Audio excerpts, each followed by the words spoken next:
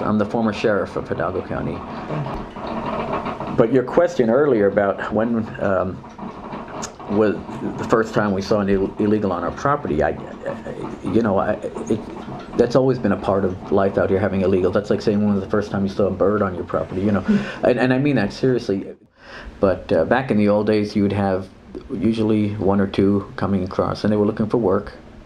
And now we have, they're large groups, and they're usually being led by this organization.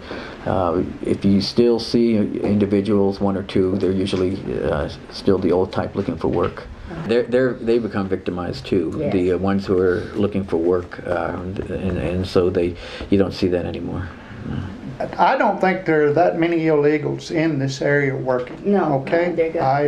Not since anymore. '86, I think the number of illegals dropped drastically at '86, and it has continued to drop.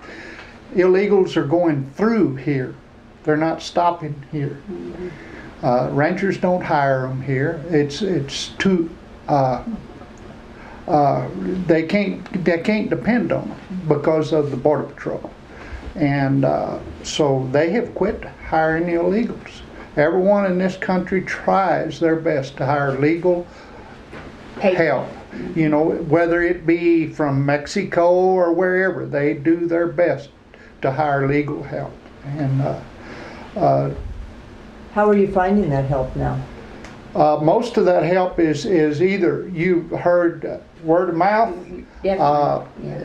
something you have experience with, an uncle or a brother or whatever worked for you, and a lot of the farm labor is provided by contractors.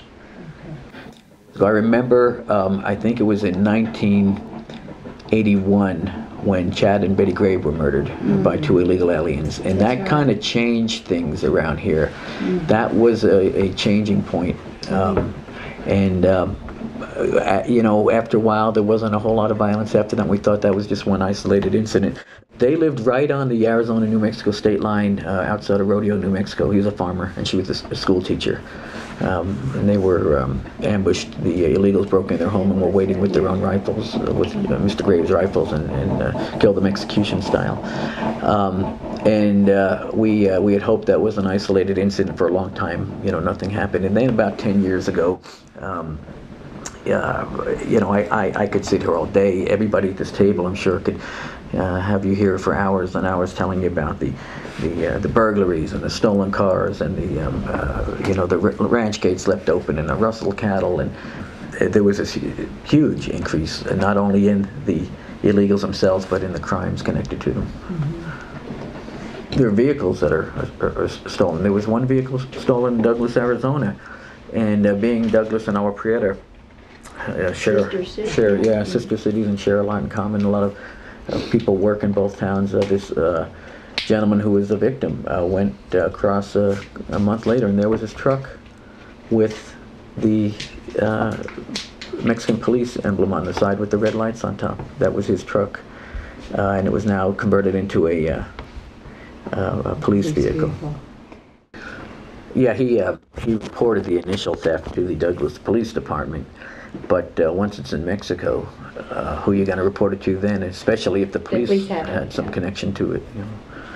I was in the Border Patrol for 29 years, and so I've seen quite a bit of happenings on the border. I've seen dead bodies in the river, women with their brassieres wrapped around their throats, strangled, men knifed, men shot, men drowned. Out here I've seen dead bodies. This violence has been a gradual thing, but it has continued to rise. The violence has, and the amount of drugs that the Border Patrol encountered continued to rise. The violence is very much present on the border right now. It's worse than it ever was. We have more Border Patrolmen. If you'll go back and look through history, the border has always been violent, but not to the degree it is today. And not with politicians that ignore it.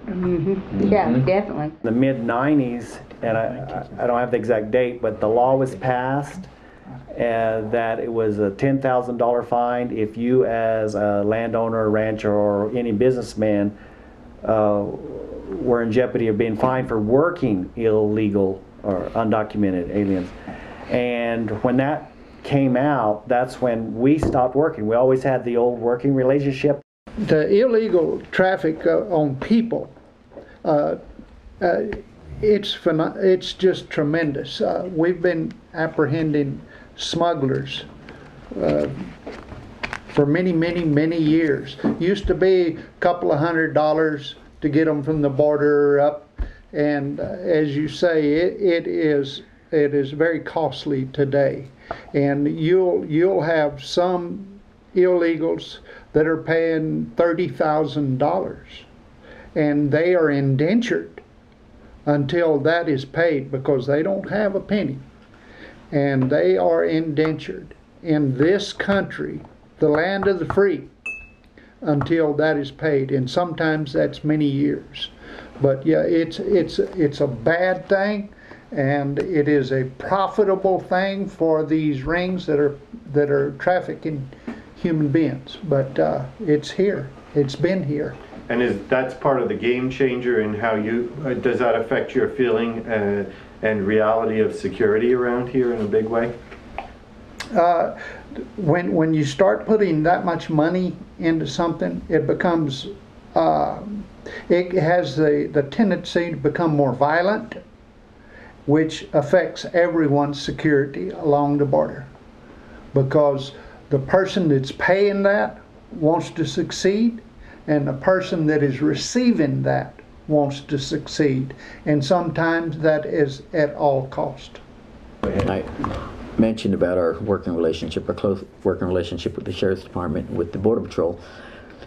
I heard a Border Patrol agent saying he had a couple of suspicious vehicles coming up towards Animas, and I went ahead and responded, and he and I stopped there with 3 vans, and we pulled the vans over just north of Animas, and in each van they averaged 33 illegal aliens. There were a total of 98 we pulled out of the side of the road. So there was a crowd of 98 illegal aliens in 3 vehicles, but 1 operation. Do you get a sense of how it's being organized?